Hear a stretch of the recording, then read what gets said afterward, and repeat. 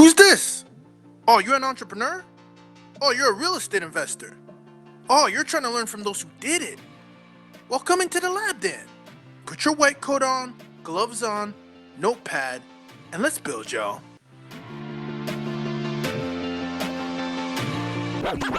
Real estate experiment. What is happening, y'all? Thank you, Vinney Chopra, Vinny, a.k.a. Smile Chopra, for joining us today.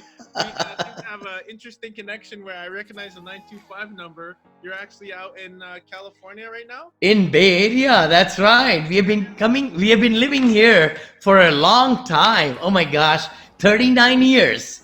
We've been 39 years. We've been married 39 years and living here in this beautiful country near San Francisco in Danville. That's why you're always smiling. I'm sure. Interestingly enough, I recognized the number because I was in your neck of the woods a few years ago in Pleasanton, so that's awesome. Yeah. But I guess again, I wanted to have you guys on the show today because if you guys haven't checked out Vinny, I mean, he's been in this space for. I mean, you've been in this space for a long time now. You're on your 27th? Well, 27th syndication. You're right, Ruben. Actually, 27th, and I've been investing in single family for over 35 years. 35 years. So you're getting, this is what I love to do, always surround myself with individuals who are doing 10x what we want to do. That's what experimenting is all about, and having fantastic individuals. I'm going to plug you right away to waste no time. Obviously, he's one of, was it national or international? Where are we now at this point? National top seller. I'm so humbled. And I'm almost 100 reviews within 15 months. We're definitely going to touch on this throughout the podcast, but I wanted to put it out there. That's who Vinny is. Apartment syndication made easy. You guys are going to check that out. We'll definitely have that in the notes, but I like to get behind the person. So why is it called the real estate experiment? It's because we're all essentially trying to figure things out. And I think sometimes we can get so, overwhelmed when we see someone like you, and we don't realize that you essentially had to, have humble beginnings and wear your lab coat and experiment things, either that you learned from a mentor or that you just had to take a step in yourself and do. So a lot of the questions today are kind of based around that. It's all about, if you look at the real estate experiment, the stuff that I do, it's all about wins and losses, things that go right, things that go wrong. And the reason why you're here is so that we can learn from people like Vinny, who has had, I'm sure, his pitfalls and downfalls, but obviously in order to get to the success that he's gotten to today, he's been able to get into the lab and get his hands dirty and try things that have been proof of concept. So before we dive deep into it, I want to hear, who was Vinny? Tell us about yourself. Why do they call, first of all, I got to ask, why do they call you a.k.a. Mr. Smile? Tell us about your background. Tell us a little bit about yourself. I'm humbled. I smile a lot. Actually, I didn't smile that much when I was in India, but when I came here, I definitely, I was doing sales, book sales, things like that. As you know, came here with $7 in my pocket, and I was just smiling. I said, if I have better attitude and smile, people will let me come into their home to buy some books and things like. So that's when I started getting the trophies. And people will say, you smile a lot. So then they put in parentheses, took my middle name out, Kumar, put, smile in there. And I've had it for 40 some years now in my digital signatures also. I love it. It's trying to live up to it. It's great. Not only is it great branding, but it's also obviously a fantastic, great attitude to have. Thank you. So thank you. I love what you said about, so that's who you are today. You're always smiling. Can you tell us a little bit about the background? When you first came to America, you said you came from India. Who were you then? And then obviously, I know we give you a little bit of a lengthy intro, but who are you now? How has that gap changed? Totally.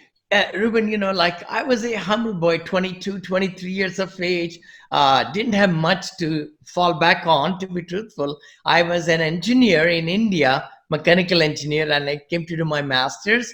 That's all I had. And I just said, I have to make it happen. Yeah. And when you have that desire and you cannot look back, right? You burn your bridges is the other word, right? Yeah. You progress in life a little bit faster when Yeah. you say, you know what, you got to make it happen. And with that comes the goal setting a little bit. Hmm. It also comes with rejection. Rejection is always there in our lives, and also then the power to get better and better and better. Yes. So I was just a student, selling books and earning for my tuition for my school. And then I just turned myself around. I like the relationship building a little bit Yes. more, you know.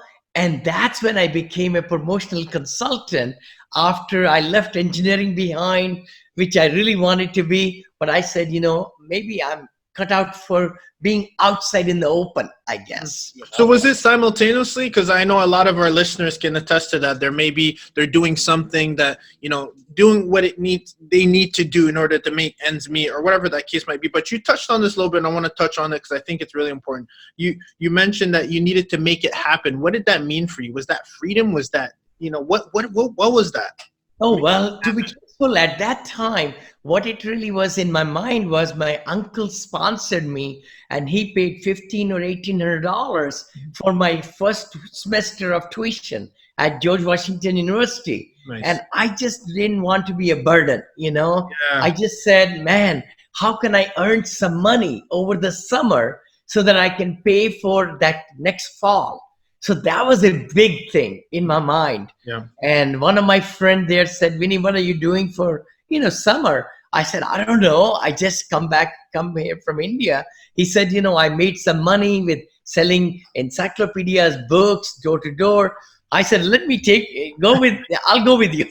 Straight to sales. That's fantastic. So that's a good segue for what you do today. And for those of you who don't know, maybe you can tell us a little bit what a syndicator does. Obviously, definitely get his book to get into the realms of what it is, but just at a high level, how did that transition to syndication?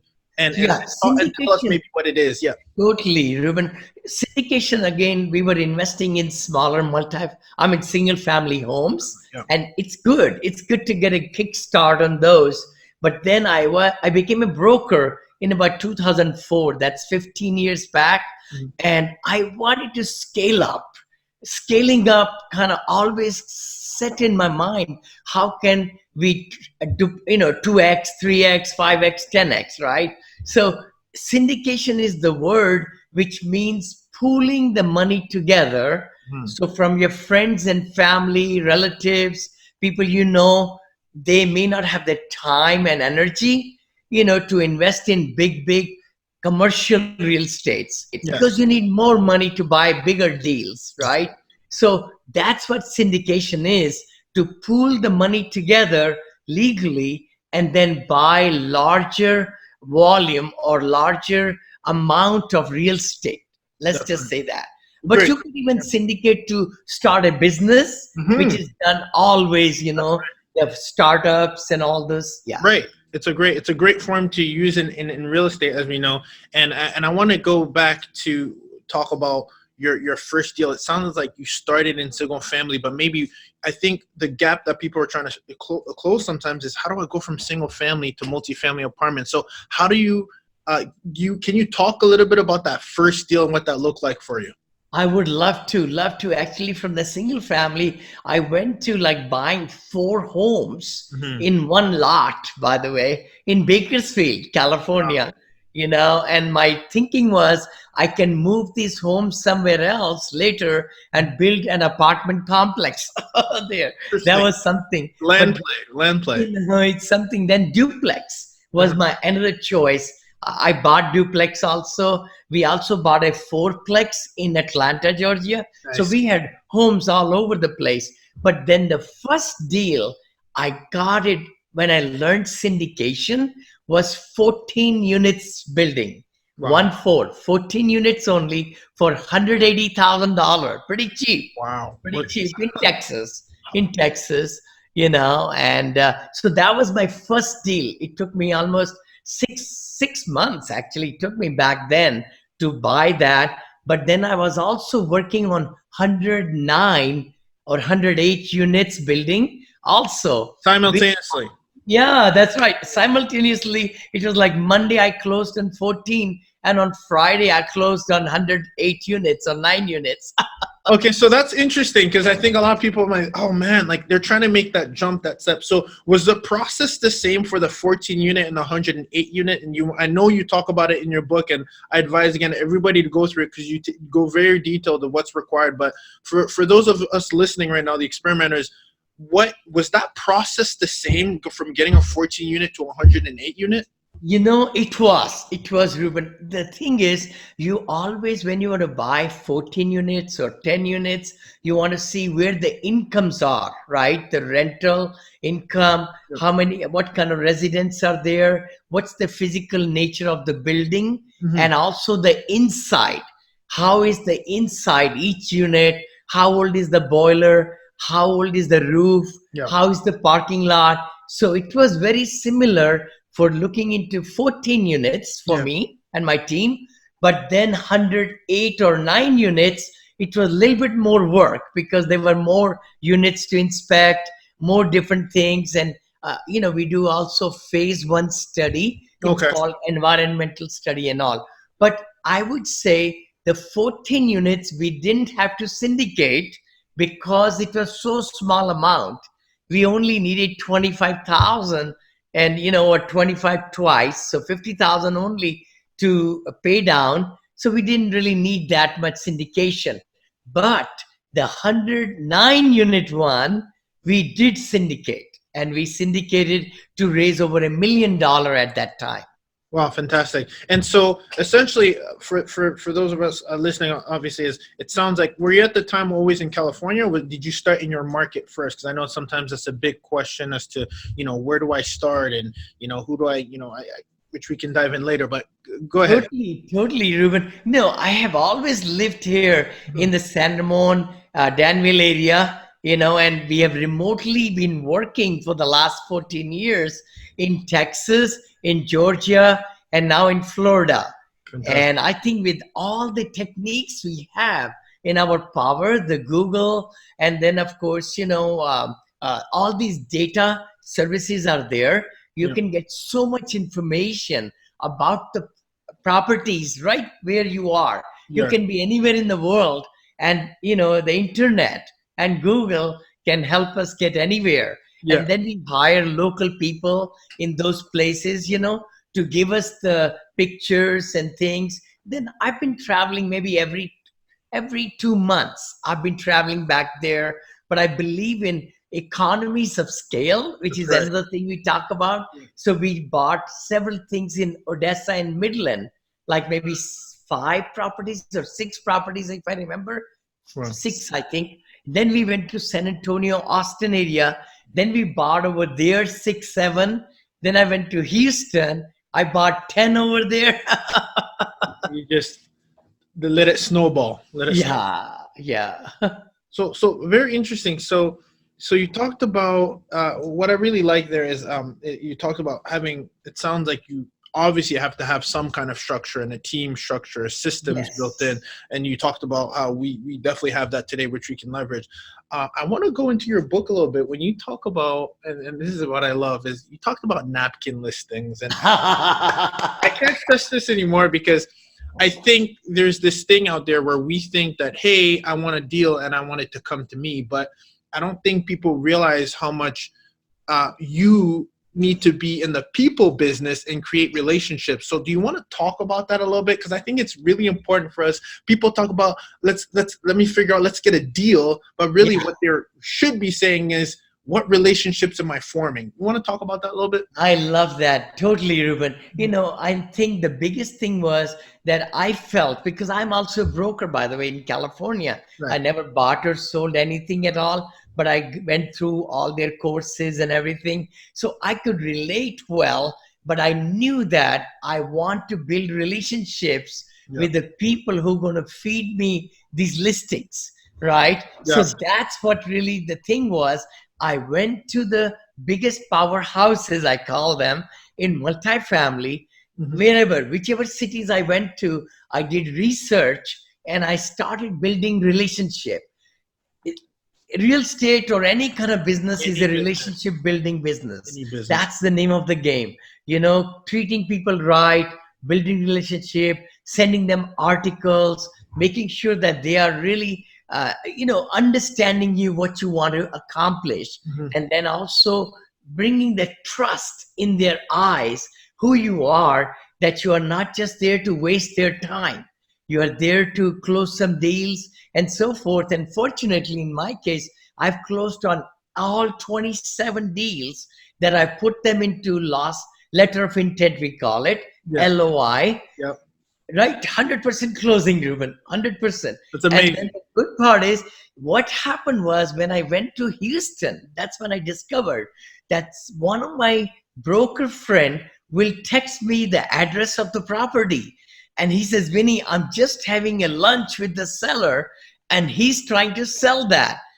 I said, oh my gosh, he has nothing on this property yet. But he's already thinking the address. Just the address. Mm-hmm. And that's what I said. He's just writing on a napkin. Yeah. But then I'll get the same address from another broker 3 days later because the other broker met with the same seller. Mm-hmm. Then in about a week's time, I'll get the same address of the property from my third broker. So I was finding out that the same people were different people were telling me the same address, but none of them had the listing. Right. Nobody had the listing, but they were just telling them, hey, there is this investor person. He's trying to look into some properties in your area. Mm-hmm. And that's what was happening. So I invented napkin listing for that reason. I love that. So I heard a few key things that I really want to bring back home for our experimenters out there, that I think there's a lot of, I think what technology has done, it's removed the human element. We forget that we're dealing with people. And one thing I want to make sure that I captured correctly is in the relationship word, you said relate. You wanted to relate. You first got your license so you could relate and understand work, which I think is interesting because I'm licensed as well in Georgia.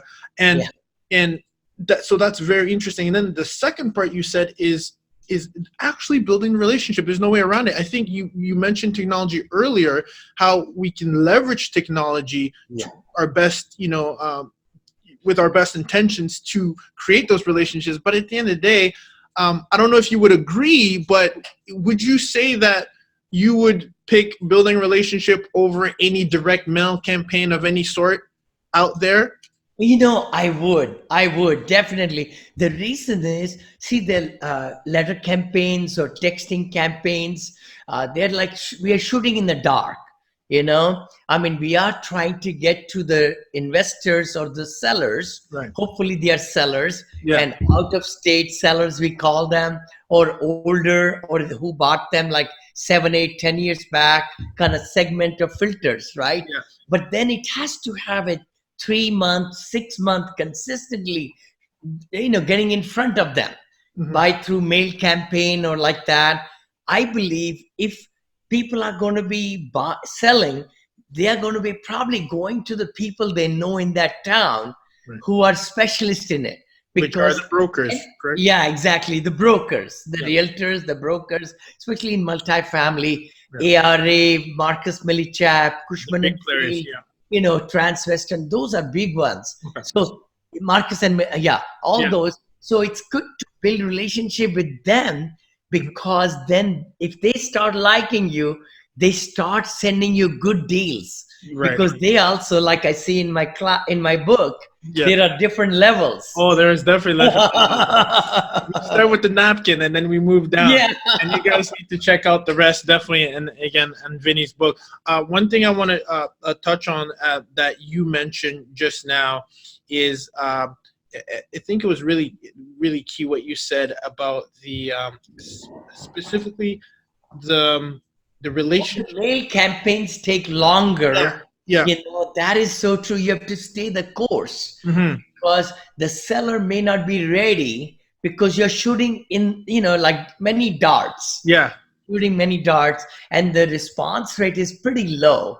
And I think nowadays there is a lot more to be done by texting, mass texting, I find, and prospecting by that.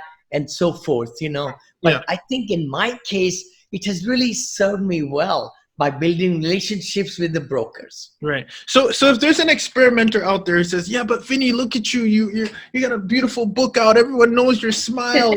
What do I do? I'm just getting, I only have a few single family, if at all, or I want to get right into this multifamily thing. What do I do? What is that next step that you would advise if you take Vinny back 30 years? What would Vinny do right now? Yeah, I'm so glad you said that, Ruben. I would say there's a ton of information out there on the internet to really get people started. But then they should really join with a coach or a mentor, not too expensive mentor. I want to say that because they are out there too, 30,000, 40,000, oh my gosh, it's just ridiculous, But then the thing is, they may give you $1,500 course, and then after that, the hard sell comes, of 40, 50,000. Yeah. And we've all been there. Yeah. Exactly. I feel like, I am a coach also, but I like to give everything I've done, everything for only $2,500. I don't want to make money on that deal. I want to really teach them to one day perhaps invest with you, right? Yeah, exactly. I think so. In addition to education, I think what's really key there is really tying the pieces together, is saying, okay, listen, if I want to get myself, and this is what I really liked about, I think, in one of your other podcasts, because I do listen to you very closely, but another thing is, how do I add value to someone? What's in it for that person? So yes. I think what you touched on last time too was, how do I, if I'm reaching out to a big broker, how do I show him that I'm serious? And I think people need to really think about that, how to create a relationship, following up, communication, giving feedback, I think are some of the things you talked about. And I don't know if you wanted to add a little bit more onto that. I would love to. Ruben, I just interviewed actually on my podcast, which I have two now, Dylan Marma, I would love to say his name. He's a wonderful person, human being. He joined my academy, and now he's doing about $15 million in multifamily, crushing it, But the thing was, his attitude was serving attitude, what you just mentioned. How can I add value, right? That's the key. And I believe that, people who have that kind of demeanor, they progress much faster, definitely. And relationship building is also should be genuine. That's the other part. 100%. Yeah. Sometimes it can be fake. We can be just, very repetitive. But if we are thinking about somebody's interest, I'm just thinking about broker. So in getting to knowing the broker, we need to go through their listings and their website and, look at where they are specializing. And if we come across some articles, we should send it to them, because if they are feeling that we are genuinely interested in them and we are calling them after 10 days or 15 days, if they give us a deal, we analyze it fast and give them results back right away. That's important. Right? Yeah, that's wonderful. And I'm so glad you tied that well together, because I think we need to hear that. Sometimes we think, how can I find a deal? No, how can you offer value to people who then may be able to help you? And I think that's what it is. It's a serving community. You serve your tenants just as an owner, just like you serve your entire team. So for you to elevate. So that's fantastic. Let's go to right deep into keeping it real. All right. Keeping it real section is really fun for me, because again, the real estate experiment, I think, is made up of ingredients of we're individuals, and we have core principles that I always say you're a reflection of your business. And clearly, I'm sure everyone is smiling in your business because you have really shown the example of that blueprint. You've kind of set systems up that way. So I always say, let's work on yourself first, and let's talk a little bit about the mindset. So MythBuster, I like to get into that. So what is the biggest misconceptions that people have in life or in business when approaching in real estate? It could be syndication at your level, but what do you think is a misconception that is out there that we need to kind of, a misconception can also be called a limiting belief. Yes. You just took the words out of my mouth. Ruben, I think mindset, what we believe is what we achieve. We have heard that many, many times, but I think manifestation of what we are thinking in reality it takes that drive, that gumption, that attitude. I've been very positive person all my life, but I think that has opened more doors for me. Yeah. And I would really like your audience to just try that, just to be a little bit more positive. If they are looking at a situation, they should say, how would Ruben look at it? How would Vinny look at it? Let's find a, silver lining to a dark cloud is another saying we talk about, right? Yeah. When we get hit with adversity, we sometimes really take a nosedive. We always feel the negative and rejection and everything. But let's just look at it. Say, God gave me this situation. It's a little bit tougher, but He will only give it to me to make me grow. Exactly. He will only give it to me because I can handle it. If I don't, we'll figure out a way.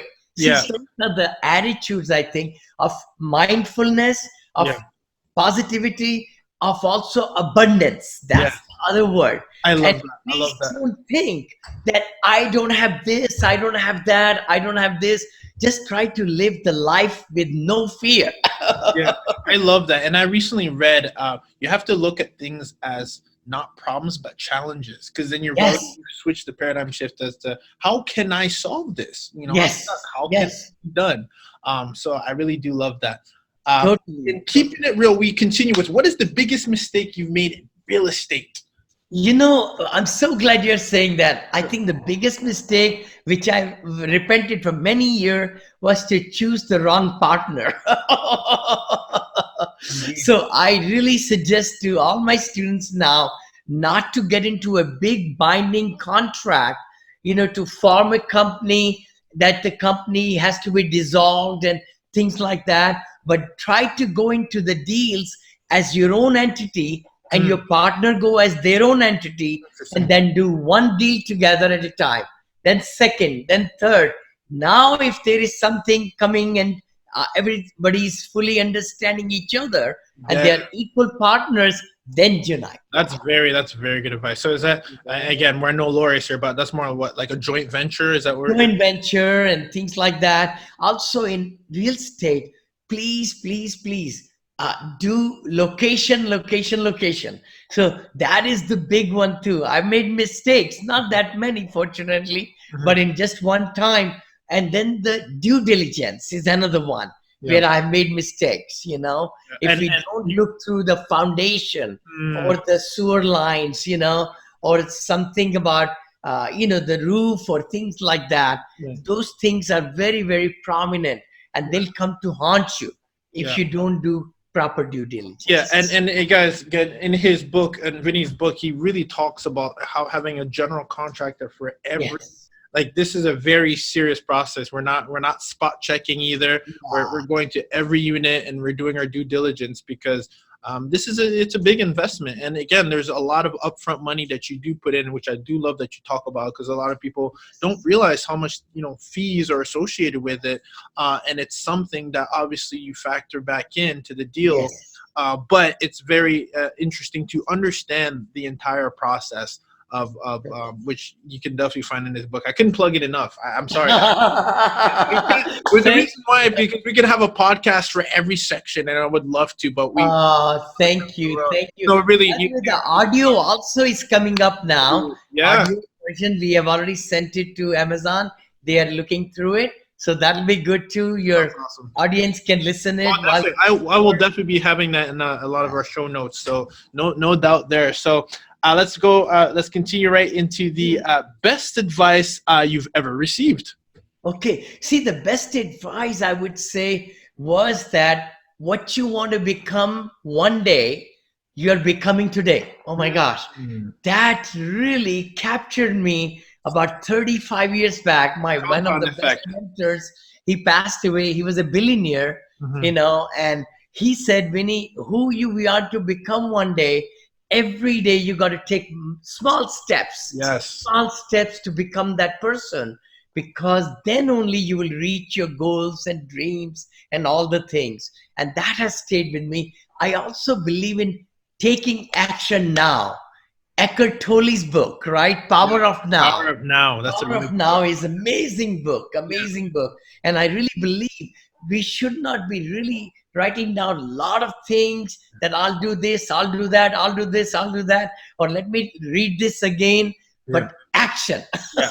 And I think, and I read what I like about this is exactly what the brand is all about. The experiment. It's life is about, you have to take a lot of experiments. It's kind of like we talk about this in sports. I think even Michael Jordan said, you'll miss 100% of the shots you don't take. And the thing is, when you look at, for example, your success, I bet you've written a lot more offers and gotten rejected more than the next guy who is still trying to get started, because you have to. So in other words, what I'm saying is that you probably have failed more than definitely I have, because I haven't failed enough to get to I don't want to get to. And I think that's a real humbling thing that we need to hear. We always associate winning, and no, you have to lose more to win more. I agree. I totally agree what you just said, Ruben. It's kind of like the law of averages, right? Yes. You got to knock those rejection and the knockouts. In 2018, I couldn't buy anything. Last year, I underwrote hundreds of deals, but everybody was overpaying. I just couldn't justify taking my investors' money, who hard-earned money, to buy a deal that I'm not totally sure about. Yeah. So they appreciated me, by the way. I would tell them, hey, I'm so sorry. I know some of you want to spend money and everything with me, but I just can't find the deal. But then, wow, I got $52 million deal in June, end of June. I closed on that. And just last week, today's Monday, last Thursday, I got awarded another deal, $35 million deal. Amazing. So I'm in the big league now, but I started from $180,000 apartment complex. I want to say that, so there is mindfulness when you start.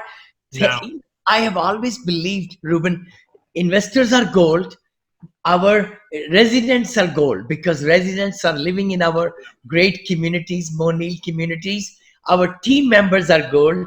At the peak, I had 100 full-time, my team members, 100 full-time team members on my payroll, But the big thing is, once you have the right attitudes and the right vision, then people love that, And we have never missed a pay period ever in the last 12 years. Even if some property didn't do too well, we brought the money from our company to loan them. Because never, ever, ever they had to not get a paycheck. Loyalty. I love that. And that comes with the responsibility of being a leader and doing business. And it reflects, it trickles down from the top down. So that's good for you. I'm really proud to hear about all your accomplishments. Definitely want to get going with your next question. Is, I think you talked about it a little bit, but I'd love to hear who was the most influential person that was a big reason for your achievements. I would say, of course, Spencer Hayes was my mentor's name, but Jim Rohn, Zig Ziglar, Tony Robbins, Ekhart Tolle, W.J. Schwartz, Magic of Thinking Big, Napoleon Hill, Think and Grow Rich. I mean, all these people. You're giving us lots of tips. I love influencers. They really are. I mean, they really shaped my life. I'm telling you, I'm a product of them. Tom Hopkins, lots of other people come to my mind. Stephen Brown, Les Brown comes to my mind. All these, Wayne Dyer. I mean, I used to buy books and CDs and tapes when I didn't have money, but I knew that I need to get my head right totally in between the years, right? That Zig Ziglar says, everything happens with the stinking thinking. I like that.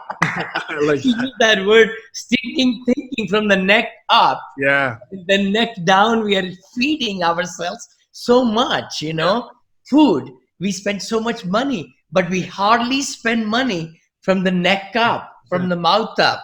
And that's where we need to be spending. Nowadays, we don't have to spend any money. We could go to Google, we could go to podcasts, all these places to change our attitude, change our thinking, change our drive, and get motivated. And this is, what I love about what you said, and this is why I'm so passionate about this. Like, here I am in New York, and you are an inspiration to me as well, and to all of our audience. And guess who I get to learn from? Guess who we all get to learn from? It's, it can be in books, it can be in podcasts, but it's what we're downloading in our minds every day, what Exactly. discussions we're having. And I love that, because what you're saying is your influencers, maybe one or two of them were physical. Some of them maybe you've never met. No, And never. guess what? They still had a huge impact, right? Listening to audibles, learning. So it's really important that you put that as an ingredient for those of you listening, that it is a foundation. I don't know anybody who's stopped learning and who's having this kind of success that you are. It doesn't add up. It's not no. I listen to it. I do Miracle Morning. Hal Alrod. I forgot about his name. Moment of silence, affirmations, visualization. Yes. So important. Exercise and reading. I do the same thing, guys. I've been on Hal Alrod. I've been telling these guys this for. You'll see it on my social media. Savers every morning, right? You need to be rooted in order to get the days going, because we all have the same 24 hours. But somehow Vinny's doing some other things that maybe we're not doing that we want to do, right? So. That's fascinating. I just think it's amazing that we all seem to be gravitated towards the same books. And honestly, that's why I like to come back and root back down to the lab. What are you doing in your current lab, in your environment, that will project in your business as a syndicator? And I think you're proof of this concept. No, thank you, Ruben. And I hope that also, we have heard that many times, and many times we forget, you are the average sum of the 5 people you are surrounding with. So please, everybody in the audience, we should look at who are the 5 people, and make sure that if you want to grow higher income and your thinking and mental capacity, that you drop one. Somehow it's hard to drop. When you are in those 5 circle or so, you should always tend to get maybe another 5 circle on the other one. Abundance. And sometimes that's what it is. Sometimes it's subtraction by addition, because it's really toxic in your life, or sometimes it's really going to new places, right? If you've gone to this same place every year, maybe go to a new conference and meet new people, right? Join new masterminds. I again, huge fan of that as well. Or even host your own. Seriously, you'd be surprised. That's how I started, just hosting my own stuff, and it was amazing. It's just as good as going to. Really quickly. All right, awesome. So I want to get right to the real quick rapid fire. These are pretty fun, and you've already named a few. And the reason they're rapid fire, you got to think on your feet. I might ask you why for one of them, but they're really quickly. So favorite book? Favorite book, I would say, to be the very best, Ekhart Tolle, Power of Now. I believe in it wholeheartedly. That's the one. Awesome. I love that. I love that book as well. The best habit that serves you every day, Vinny? I would say to be positive. I mean, I get bombarded being the CEO of 3 companies, a lot of challenges, but I always believe there is always a good solution. Calm down, breathe, and then look at the situation. That's amazing. I love that, and we should all take note of that. Best tool that helps you excel throughout your day. It could be. I would say definitely. I'm a product on this iPhone. I have my whole business dropbox, and also sign easy. I don't like to print, just paperless, most everything. And my attorneys tell me, Vinny, go sign, and I sign. So there are very nice things. The other one is Slack. Slack. I love the Slack. I just got Slacked by one of my assistants. Literally, awesome. I couldn't make this up. I just got Slacked. It's amazing. That's impeccable timing. This is an interesting one. Don't let me confuse you. 1 300-unit apartment building or 3 apartments of 100 units? I would say 3 of 100 units. Yes. Why? I have to ask why now. It's supposed to be a fire round, but why? I would love to. Diversification. See, diversification, you could get 3 at different places, different demographics, maybe 3 different emerging markets. So this way, you're not putting all the eggs in one basket. I like that. Now, of course, I would love to get 3 of 300. Now you're talking scale. I like that. Oh, I love it. Awesome. Next one I have from you is, again, you got to read the book for this. I'm kind of dropping some gems. What is your favorite plate to work on? I would say the number one plate we should always be working on is the investor plate. Okay. Investor plate, relationship building with the investors, because we have $26 trillion with a T in the retirement funds in USA now. There is money flowing all around us. It's just that we need to sit down with our family, friends, neighbors, people we know, to share with them. How can we get that? How can we get the ball rolling to be able to get more investors to invest in our deals, Ruben? So that is where that is, right? So I would say plate number 2. Plate number 2. That's fantastic. Okay, cool. And again, if you had to describe a successful syndicator in one word, what would it be? Oh, a successful syndicator is somebody who has established good track record. Good track record in the sense you got to always be take care of the other people's money better than your own money. That's number one. Because if you build good track record with good assets and give them great cash flows, they will tell more people and more people and more people. Fantastic. Last few right here for you there, Vinny, is in the lab. This is in the deep in the lab question right here, our section. If you were to advise our listeners to try something that would be most beneficial to them, starting, you said power of now, today, right this minute. They have phones, they have everything they need. What would that be? What would you tell them? And think about maybe a beginner investor. Oh, sure. I would say the beginner investor, there is a ton of information out there.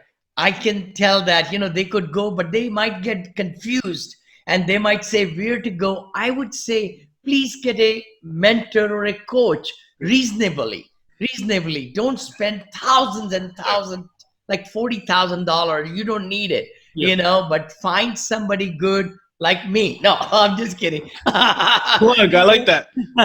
You're jumping. I give all my templates, everything. I want to spread the word to million people, and that's why I believe I make my money by selling and buying, not in education part, but I give everything, all my lectures and all my templates, all my, tools. Even checklists. I mean, I couldn't make this up. You literally have a checklist in here. You guys got to take this, the takeover checklist. I thought this was fascinating. Thank you. Great. Listen, this was fantastic. I want to obviously give you all the plugs in the world. Where can listeners find out more about Vinney Smile? Well, they could see to my website, which is Vinney Chopra, Vinney Chopra. They could Google my name, Vinney Chopra, and they'll come with lots of videos. My TV channel, not TV yet, but the YouTube channel, I should have said. Already thinking, I like that. Instagram, Twitter, Facebook. I also have Facebook group also. Or they could email my business advisor, John, Jon, at vinneychopra.com, and he'll provide a lot of great things and, things that they might be asking. We could do that way. Or text the word learn. That's another one. We just got LEARN to 474747. Thank you. Excellent. And I see here you also have one for, I don't know if that's still going. Syndication. Yeah. Syndication to 474747. Exactly. Excellent. And people can invest with us too, by the way. Exactly. They could invest passively into our deals also. So that's another good one. And some students can partner with us also. Like they can come, my general partner, if they want to learn very closely in the mastermind. So there are a lot of different avenues. If they're really excited, we can figure out a way for them. Yeah. Well, you and I might touch base offline about that. Sure. Again, guys, I can't thank you enough. I have to offer this as well. I always say, if I meet someone right now, and because I am a super connector, that's how everyone knows me as. I meet someone right now. Who could I make an introduction to, and who would that person be if I could keep top of mind? Hey, Vinny said he would. Do you know Vinny? Let me make an introduction because you guys would be fantastic. Do you have any idea who that person would be? And if it's not a name, what type of person that would be? I would say majority of them will be kind of inclined to invest in real estate. First of all, the other thing would be they are done well in life and they have like retirement money to invest. They are just not where they want to be. So we are able to give very high returns, cash flow and equity gain of 18 to 24% per year. That's right. Per year. So if the money's tied up in the banks, it's not getting too much money At all. And Right. also stock market is kind of, iffy. Right. I've lost a lot of money in stock market. Other people have too. So I've been kind of cautious. Real estate is an asset where it doesn't go down to ground that quickly. I mean, and when the economy takes a little bit jitteriness and all, I find multifamily flourishes actually. That's ridiculous. 2007 and 8, it did not have much default rate at all in multifamily as compared to other industries. Right. And you touch a lot about emerging market and what that Yes. really is. And you guys Totally. can, again, invest with Vinny passively, become a partner through some of his masterminds. He has great content. You can't miss it. Just Google the smile, man. Vinney Chopra. Vinny, I got to thank you personally from the bottom of my heart. And thank you for bringing our experimenters who are filled with people who want to better themselves as individuals and make a difference in the world as well to impact others. So coming into the lab with us today was fantastic.